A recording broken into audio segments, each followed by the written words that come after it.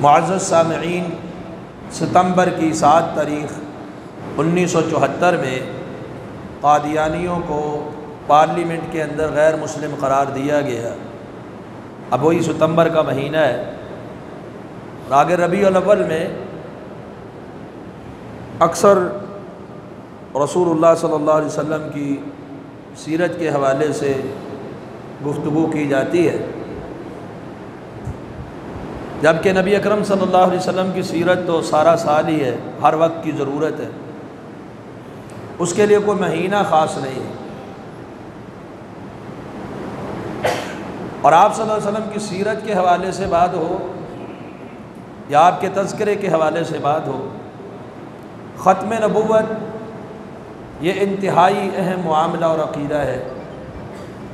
ہم سیرت کے حوالے سے جو گفتگو کریں گے اس کی ابتدا ختم نبوت سے کرتے ہیں انشاءاللہ۔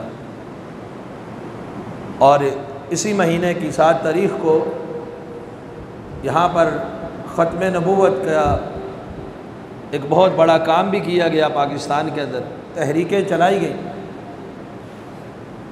بلکہ جب سے ختم نبوت کے اندر ڈاکہ ڈلا ہے، چوری ہوئی ہے، امت نے کما حق اس کا دفاع کیا ہے۔ رسول اللہ صلی اللہ علیہ وسلم کے دور میں جن لوگوں نے سر اٹھانے کی کوشش کی انہیں ختم کر دیا گیا۔ ابو بکر صدیق رضی اللہ تعالی عنہ جب خلیفہ مقرر ہوئے تو اس وقت بہت سارے مسائل درپیش تھے۔ رسول اللہ صلی اللہ علیہ وسلم کا دنیا سے رخصت ہو جانا اور پھر دیگر کئی مسائل اندرون خانہ بھی بیرونی طور پر بھی، انہوں نے بھی ختم نبوت کے دفاع کے لیے مسیلمہ کذاب کو ختم کیا۔ اس کے بعد بھی جب بھی جہاں بھی اس فتنے نے سر اٹھایا اس کو کچلا گیا۔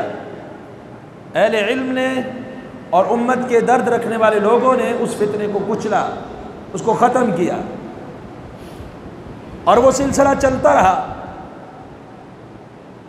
حتیٰ کہ ہمارے ان علاقوں میں قادیان کی سرزمین پر ایک فتنہ اٹھا مرزا غلام احمد کے نام سے، وہ آپ اس سے بخوبی واقف بھی ہیں، اور وہ مکار اور ایک نمبر کا جھوٹا شخص جو کبھی کہتا ہے میں مسیح موعود ہوں، کبھی کہتا ہے میں مہدی ہوں، اور کبھی کہتا ہے میں نبی ہوں۔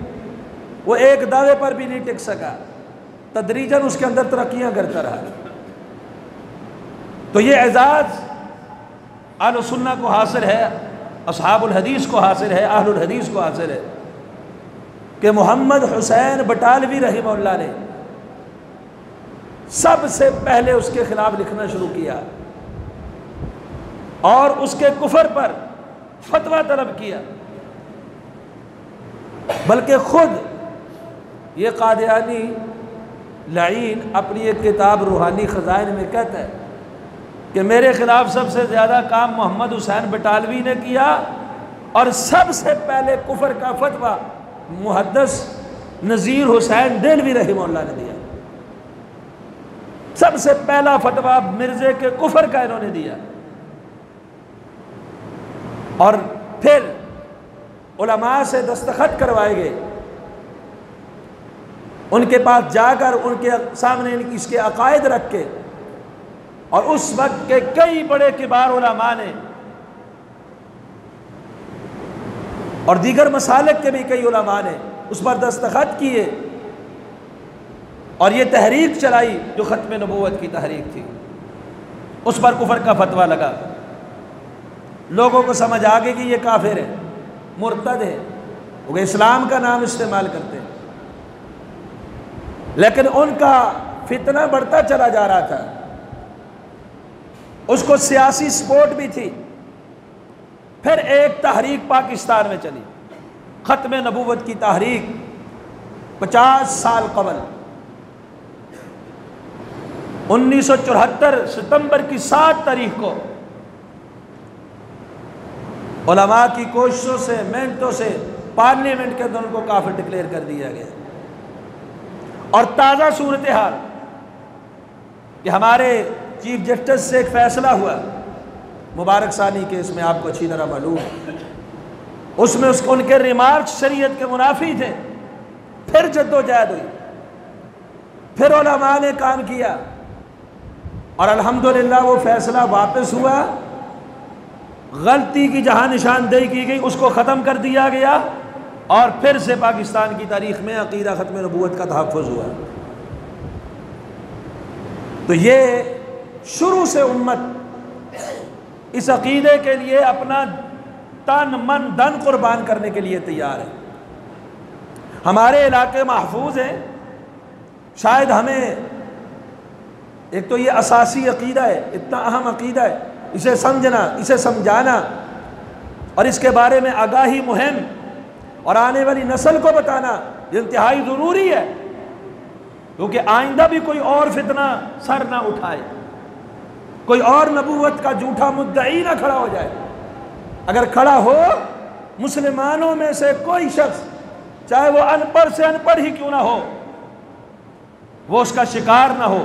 اتنی آگاہی مہم اس عقیدے کے حوالے سے ہونی چاہیے۔ اب مرزا نے جیسے ہی وہ کام کیا، کچھ لوگ اس کا شکار ہو گئے، کچھ لاہوری مرزائی بن گئے اس کی تائید کے لیے، اور کچھ نے اس کو نبی بھی مان لیا تھا، اور وہ فتنے کے شکار لوگ آج تک موجود ہیں، آپ کے پاکستان کے اندر موجود ہیں۔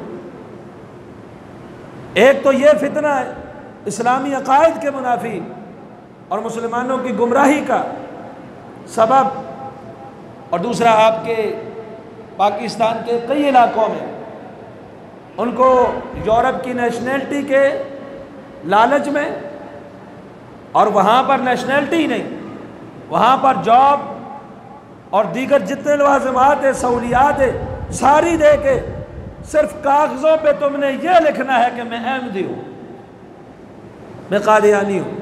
تو جو جوان دنیا کی لالچ میں ایسا کرتا ہے، ہوتا مسلمان ہے، وہ دنیا اسے کیا ملی، اس نے تو آخرت ہی چھوڑ دی، وہ مسلمان نہیں رہ سکتا۔ جس طرح مرزا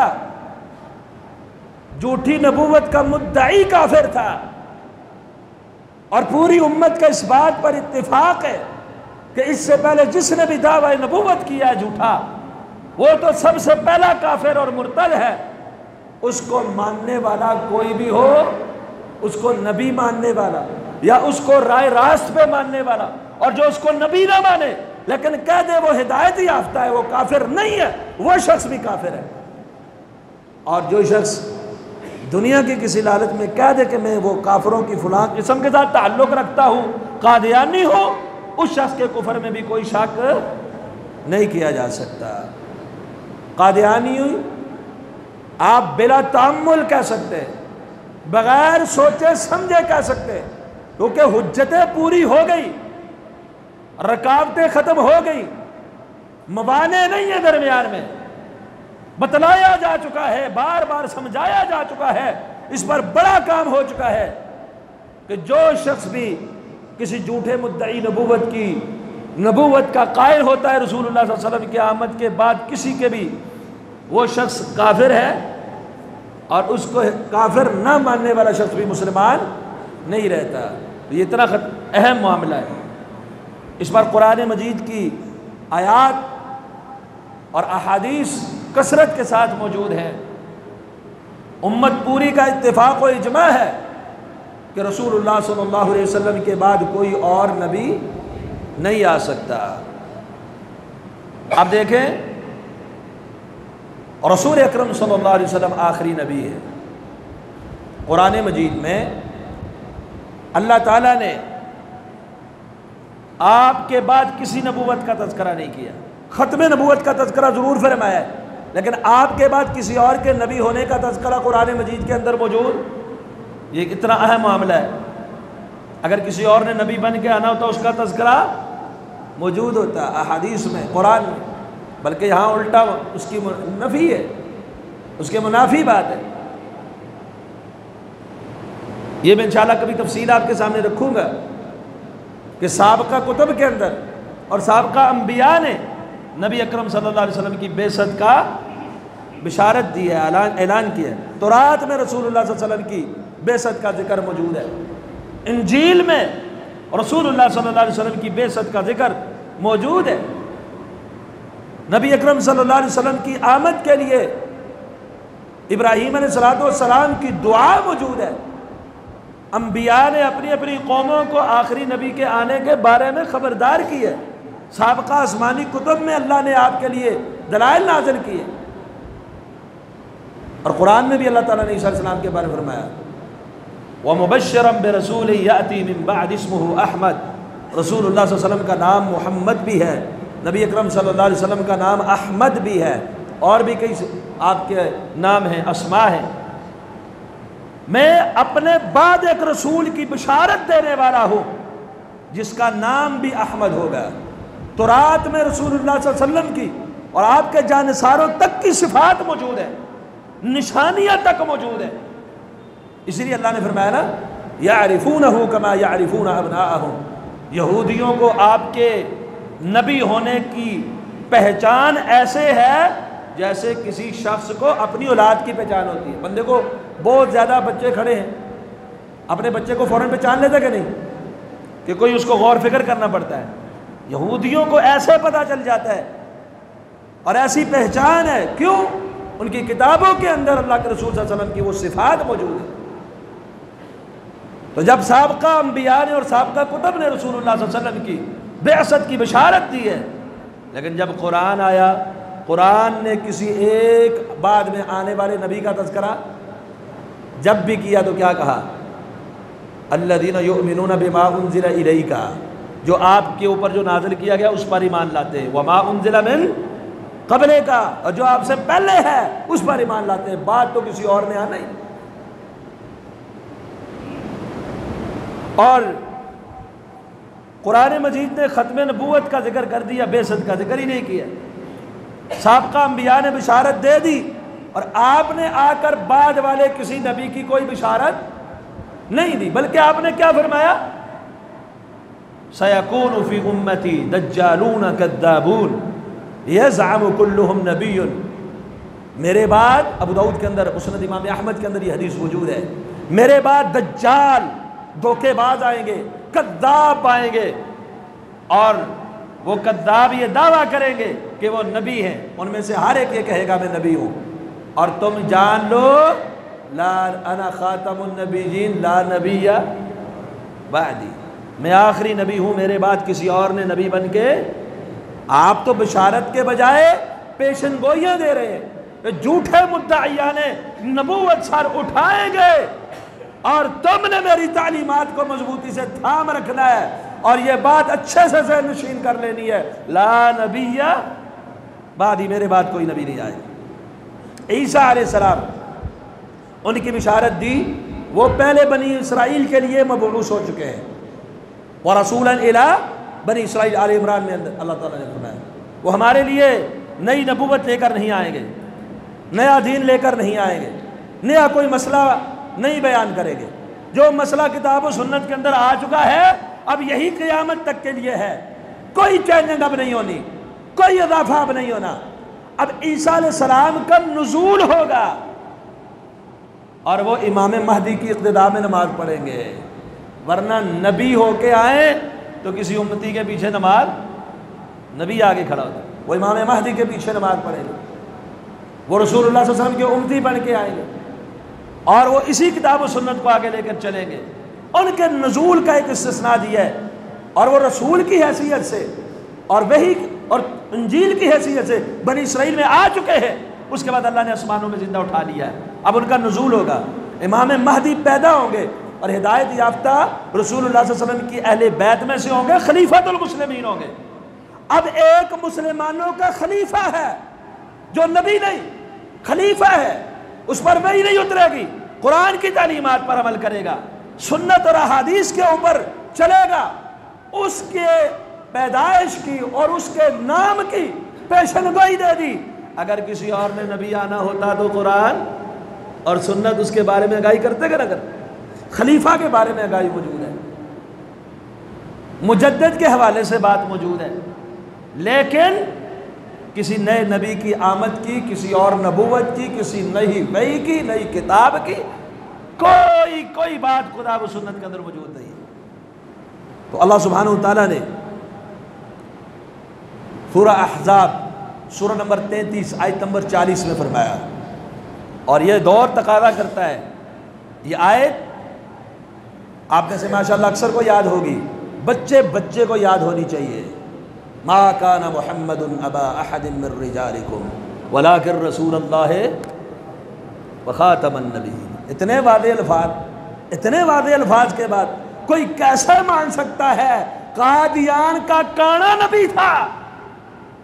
ما کان محمد ابا احد من رجالکم، محمد صلی اللہ علیہ وسلم تمہارے مردوں میں سے کسی کے باپ نہیں ہے، ولیکن رسول اللہ وخاتم النبیین، لیکن وہ اللہ کے رسول ہے اور خاتم الانبیاء ہے۔ اور خاتم النبیین کی تفسیر نبی علیہ السلام نے کیا بیان فرمائی؟ انا خاتم النبیین لا نبی بعدی، میں خاتم النبیین ہوں۔ خاتم النبیین کا معنی یہ ہوتا ہے لا نبی بعدی، میرے بعد کوئی اور نبی نہیں آئے گا۔ اور قرآن مجید میں اللہ سبحانہ و تعالیٰ نے قرآن مجید کی کئی آیات ہیں جن سے ختم نبوت کا مسئلہ اللہ نے بیان کیا ہے، کہیں نص کے طور پر، کہیں اشارۃ النص کے طور پر۔ اور سورہ سبا کی آیت نمبر 28 میں اللہ سبحانہ و تعالیٰ فرماتے ہیں وَمَا أَرْسَلْنَاكَ إِلَّا كَافَّةً لِلنَّاسِ، ہم نے آپ کو سارے لوگوں کے لیے مبعوث فرمایا۔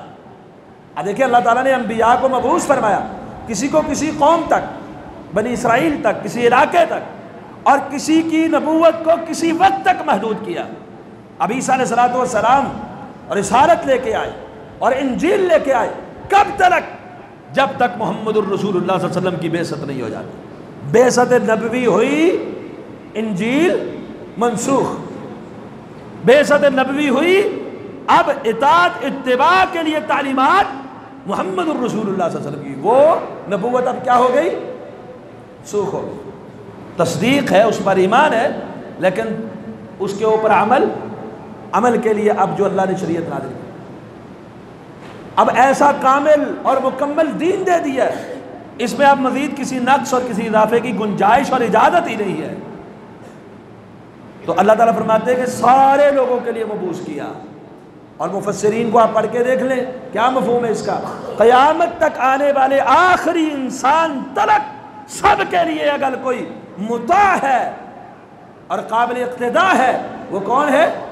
محمد الرسول اللہ صلی اللہ علیہ وسلم۔ کسی اور نے نبی بن کے آنا ہی نہیں، کسی اور نے کوئی نئی بات لے کر آنا ہی نہیں۔ اب نبی اکرم صلی اللہ علیہ وسلم کی قرآن مجید میں اور بھی کئی آیات ہیں، وقت نہیں ہے، نبی اکرم صلی اللہ علیہ وسلم کی بھی کافی ساری احادیث اس مسئلے کی واضح ترین نص ہے۔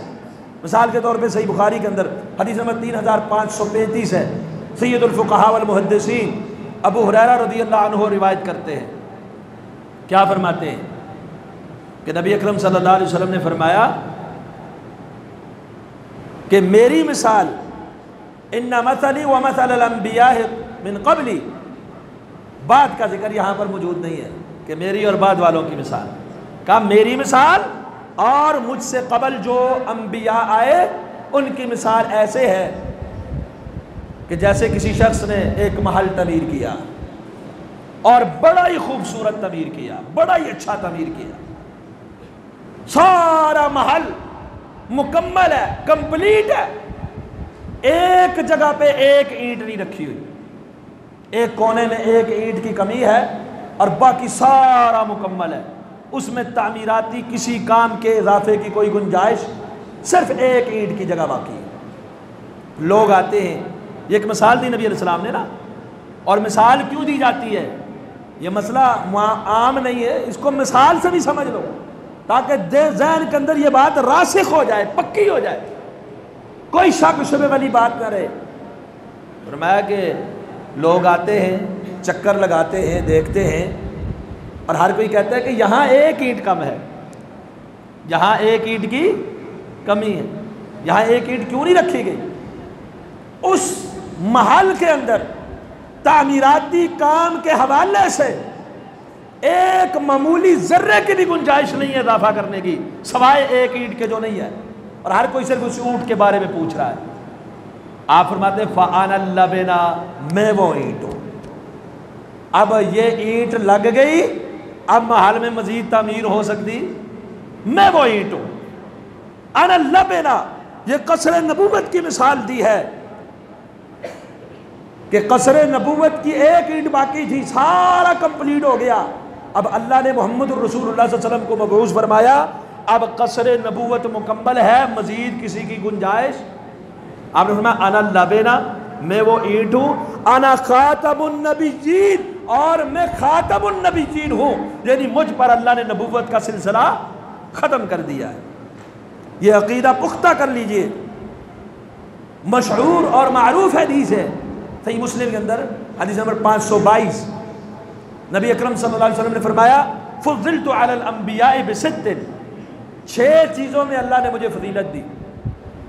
6 چیزیں میرے اندر ایسی ہیں، 6 اوصاف و کمالات جو اللہ نے مجھ سے پہلے کسی نبی کو نہیں دیے. اور میں پہلی چیز، اعطیت جوامع الکلم، مجھے جوامع الکلم دیے گئے. جوامع الکلم کا کیا مطلب ہے؟ آپ مختصر جملے میں ایک بہت بڑی بات سمجھا دیتے ہیں. جملہ بڑا مختصر ہوتا ہے اور اس کا مفہوم اور اس کے اندر جو بات سمجھا دی جاتی ہے وہ بہت بڑی ہوتی ہے. جوامع الکلم. اور دوسری چیز دی گئی جو اس سے پہلے کسی نبی کے لیے نہیں تھی، نصرت بالرعب، اللہ نے رعب کے ساتھ میری مدد فرمائی. اور دوسری روایت کے اندر اس کی مسافت کا بھی ذکر ہے. اگر دشمن 1 مہینے کی مسافت پر ہے تو محمد الرسول اللہ صلی اللہ علیہ وسلم سفر میں 1 مہینہ جہاں سفر کرنے کے بعد بندہ پہنچتا ہے، اتنا دور بھی ہو، کتنا دور بنتا ہے جی؟ 1 مہینہ بندہ سفر کر کے اگر جائے، اتنی دور کی مسافت پر اگر دشمن ہو تو محمد الرسول اللہ صلی اللہ علیہ وسلم کا رعب اللہ اس کے دل میں ڈال دیتا ہے. یہ اللہ نے مجھ سے پہلے کسی نبی کو نہیں دی. اور تیسری چیز، احلت لی الغنائم، جب جنگ ہوتی تھی جو کافروں کا مال بچ جاتا تھا، مال غنیمت، باقی نبیوں کے لیے حلال نہیں تھا، اللہ نے ہمارے لیے وہ بھی حلال کر دی ہے. سورہ انفال آپ پڑھتے ہیں نا، وہ بھی حلال ہو گیا. جعلت لی الارض مسجدا وطہورا، اللہ نے زمین کو میرے لیے مسجد اور پاکی والی بنا دی. مطلب باقی انبیاء کے دور میں کسی نے عبادت کرنی ہوتی تو اپنے معبد خانے میں ہی جاتا، لیکن میری امت اگر کہیں رستے میں بھی ہے، سفر میں بھی ہے، نماز کا وقت ہو گیا ہے تو جس جگہ پہ بھی نماز پڑھے گی اللہ اس کی عبادت کو قبول فرما لے گی. اور پھر 5ویں چیز، ارسلت الی الخلق کافہ، مجھ سے پہلے یہ کسی نبی کو نہیں دی گئی، مجھے دی گئی چیزیں. کیا؟ ارسلت الی الخلق کافہ، ساری مخلوقات کی طرف میں بھیجا گیا ہوں، یعنی جنوں اور انسانوں کی طرف، سب کی طرف میں بھیجا گیا ہوں. اب مجھ سے پہلے یعنی آپ سے پہلے جو نبی آیا، یہ کیا ہے؟ ختم نبوت کی بہت بڑی دلیل ہے. ارسلت الی الخلق کافہ، کہ ہر ایک کے لیے، قیامت تک آنے والے انسان کے لیے میں ہی نبی ہوں. اب پہلا نبی آئے وہ یا کسی قوم کے لیے یا کسی علاقے کے لیے، اگر جمی سب کے لیے بھی آئے تو ایک لمٹ تک کے لیے آئے.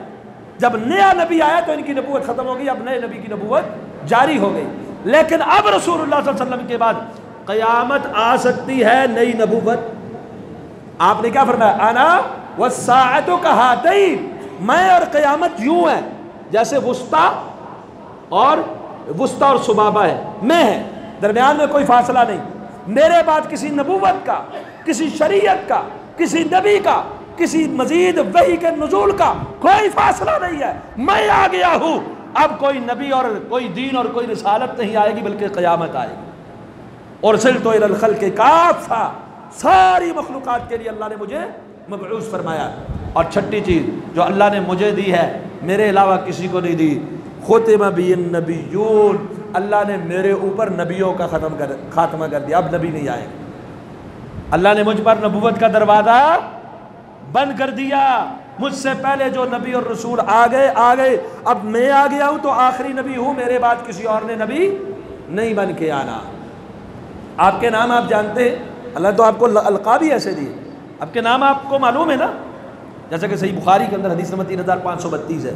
نبی علیہ السلام کا کیا نام ہے؟ انا محمد، میں کون ہوں؟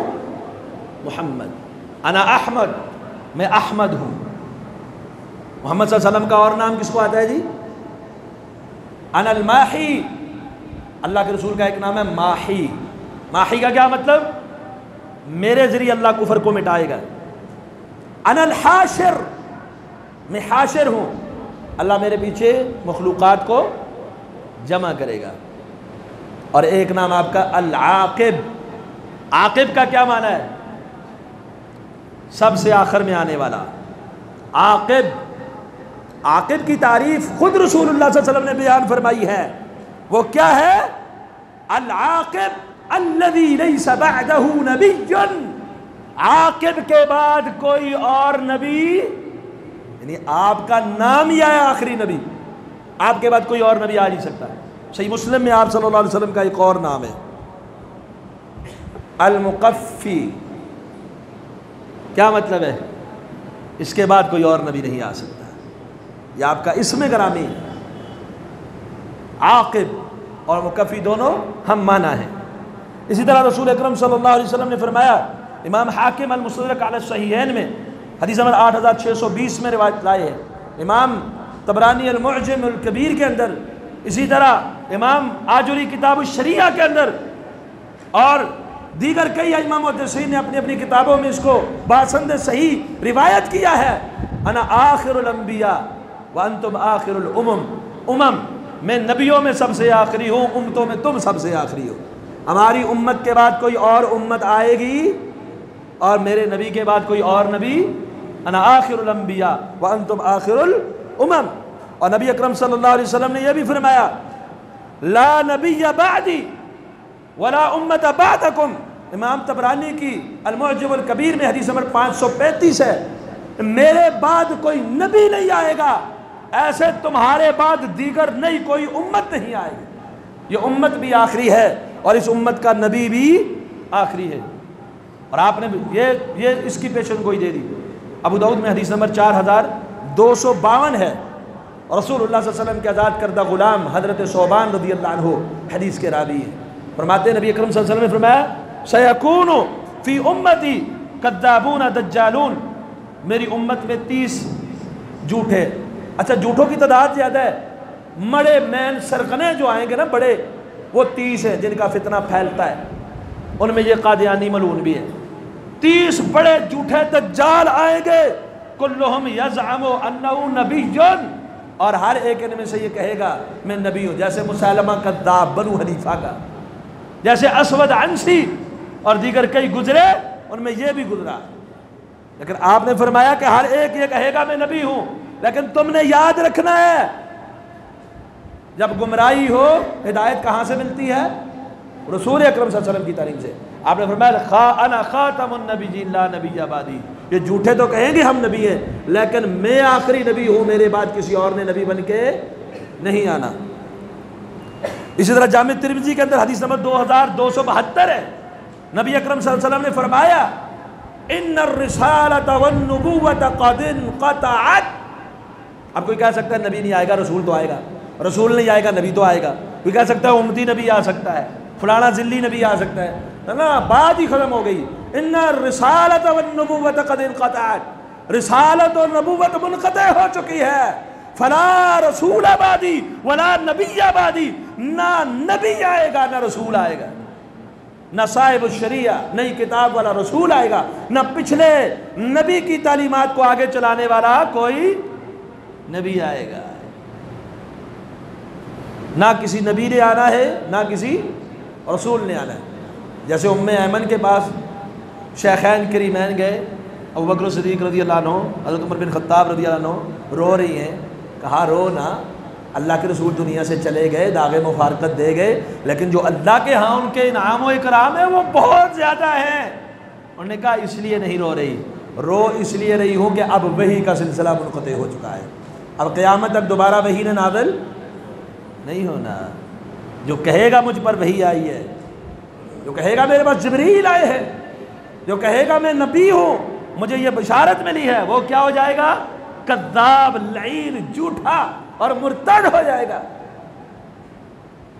ایک روایت ہے مسند احمد کے اندر، یہ تو روایت مسلم کی آپ نے سنی ہے نا، مشہور حدیث، شفاعت کبریٰ والی حدیث، کہ جب اللہ تعالیٰ سب کو جمع کریں گے اور لوگ جو ہیں، ابھی فیصلہ بڑا سخت دن ہوگا حشر کا، اللہ سختی سے محفوظ فرمائے۔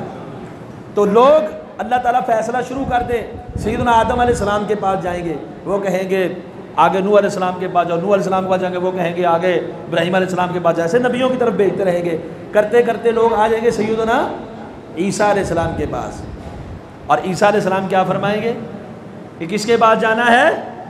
محمد الرسول اللہ صلی اللہ علیہ وسلم کے پاس۔ لیکن امام احمد نے مسند میں جو روایت کی ہے، عیسیٰ علیہ السلام کیا فرمائیں گے کہ تم جاؤ محمد صلی اللہ علیہ وسلم کے پاس، کیونکہ وہ آخری نبی ہیں، خاتم النبیین۔ اللہ نے ان کے اگلے پچھلے گناہ معصوم ہے، خطائے ختم، وہ آخری نبی ہیں، اس لیے ان کے پاس جاؤ۔ اور پھر ایک مثال دیں گے، ایک برتن ہے، خوبصورت چیز ہے، اس کے اوپر مہر لگی ہوئی ہے، جب تک اس مہر کو کھولو گے نہیں، ہٹاؤ گے نہیں، اس چیز تک رسائی کر سکتے ہو؟ ایک چیز سیل پیک ہے، جب تک آپ اس کی مہر نہیں کھولیں گے آپ اندر جا سکتے ہیں؟ انہوں نے کہا آج بھی فیصلہ شروع ہونا ہے تو اس مہر کی طرف جانا پڑے گا۔ نبوت کے اس نبوت کے اوپر اگر کوئی مہر ہے تو وہ خاتم النبیین جناب محمد الرسول اللہ صلی اللہ علیہ وسلم۔ وہاں جاؤ گے تو یہ دروازہ کھلے گا، اللہ فیصلے کا احتساب کرے گا۔ تو اس لیے اللہ نے آپ کو خاتم النبی، آخری نبی، اور نبوت آپ کو اللہ نے مہر نبوت عطا کر کے بھیجا ہے، جو آپ کے شان مبارک کے اوپر تھی وہ بھی ختم نبوت کی مہر ہے کہ یہ آخری نبی، اب اس کے بعد کسی اور نے نبی، ان کے بعد کسی اور نے نبی بن کے نہیں آنا۔ بہرحال اگر دلائل کو دیکھا جائے، قرآن مجید کی آیات اور احادیث کثرت کے ساتھ اس عقیدے کی عکاسی کرتی ہیں، اور اشارتاً نہیں بلکہ بالکل واضح نص کے طور پر کہ یہ ہمیں سمجھنے والی بات کہ اللہ کے رسول صلی اللہ علیہ وسلم کے بعد کوئی شخص نیا نبی اور رسول بن کے نہیں آ سکتا۔ اب جو بھی نبوت کا دعویٰ کرے گا وہ کیا ہے؟ کذاب ہے، اور جو کذاب ہے وہ مرتد ہو جائے گا، اس کی سزا قتل ہے۔ اس کی سزا کیا ہے؟ اس کو قتل کر دیا جائے۔ اور یہ جو 1974 کے اندر آئین پاکستان کے اندر یہ بات شامل ہوئی، اس میں یہ تھا کہ یہ غیر مسلم ہے، اپنے آپ کو مسلمان نہیں کہہ سکتے، اپنی عبادت گاہوں کو مساجد کا نام نہیں دے سکتے، اپنی اس جھوٹے دین کی تبلیغ بھی نہیں کر سکتے۔ یہ تو جج صاحب نے کہتے نا اپنے گھر کے اندر بشک کریں، پھر اس نے وہ فیصلہ واپس لیا الحمدللہ، تو وہ تبلیغ بھی نہیں کر سکتے۔ یہ ان کا فیصلہ پرانا فیصلہ، اب تو نیا آ گیا ہے، پرانا فیصلہ آئین پاکستان کے بھی مخالف تھا، کتاب و سنت کے بھی مخالف تھا، اس کا تذکرہ ہم نے ان دنوں میں کیا تھا۔ تو اب وہ تبلیغ بھی نہیں کر سکتے، خود کو مسلمان بھی نہیں کر سکتے۔ ایک شک رہ گئی ہے، اللہ کرے وہ بھی آئین پاکستان میں شامل ہو جائے، آئین پاکستان میں وہ شک شامل ہو جائے جو قرآن و سنت کی شک ہے۔ قرآن و سنت کی شک کیا ہے؟ جو شخص اپنے آپ کو مسلمان کہتا ہے، جو شخص قرآن و سنت کا نام لیتا ہے اور اپنے آپ کو مسلمان کہتا ہے، پھر وہ ایسا کام کرے کہ جو کفر پر مبنی ہے، جیسے کہ یہ بات ہے قادیانیت کی، اس کو قید کر لیا جائے گا، اور اہل علم اس کے اوپر دلائل پیش کریں گے، اپنا نظریہ چھوڑ، توبہ کر، تو مرتد ہو چکا ہے، اور اس کے ذہن کے اندر جو خلشیں ہوں گی وہ حجتیں پوری کریں گے، اس کے ذہن سے وہ نکالیں گے۔ اگر پھر بھی نہیں مانے گا پھر کیا کیا جائے گا؟ وہ پاکستان اور مسلمانوں کے کسی حکمرانی میں، حکومت میں رہ سکتا، ذمہ رہ سکتا ہے، عیسائی ہو تو، یہودی ہو، جزیہ دے کے رہ سکتا ہے، لیکن کوئی مرتد اسلامی حکومت کے زیر سایہ زندہ نہیں رہ سکتا۔ یہ اصل قانون ہے اسلام کا، کیونکہ یہ فتنہ بڑا خطرناک ہے، اسلام کے نام پر کفر کو پھیلایا جائے، اس فتنے کو فوراً کچلا گیا ہے۔ تو یہ ہماری اب ذمہ داری ہے، آخری بات کرتا ہوں، وقت ہو گیا، ہماری کیا ذمہ داری ہے؟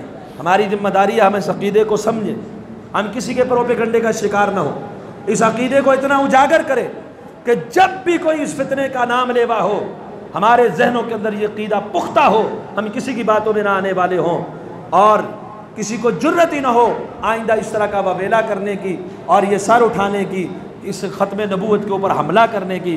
تو حضرات اس عقیدے کو خود بھی سمجھیے، اپنے اولاد کو بھی، گھر والوں کو بھی، بلکہ مساجد کے اندر ماہانہ طور پر ایک ایسا ایک پروگرام درس وغیرہ ایسا بھی ہونا چاہیے جس میں ختم نبوت کے مسئلے کو کھل کر بیان کیا جائے. اس کے اوپر اگر کوئی اعتراضات، پہلی بات تو ہونے نہیں چاہیے اتنے کتاب و سنت کے دلائل کے اوپر. اگر کسی کے ذہن کے اندر کوئی شکوک و شبہات ہیں وہ اپنے پیش کرے، اس کا حل کرے اور اپنے عقیدے کو، اپنے ایمان کو مضبوط کرے اور عقیدے اور ایمان کے ان لٹیروں سے اپنے آپ کو بچائے. اقول قولی ھذا استغفر اللہ لی ولکم ولسائر المسلمین.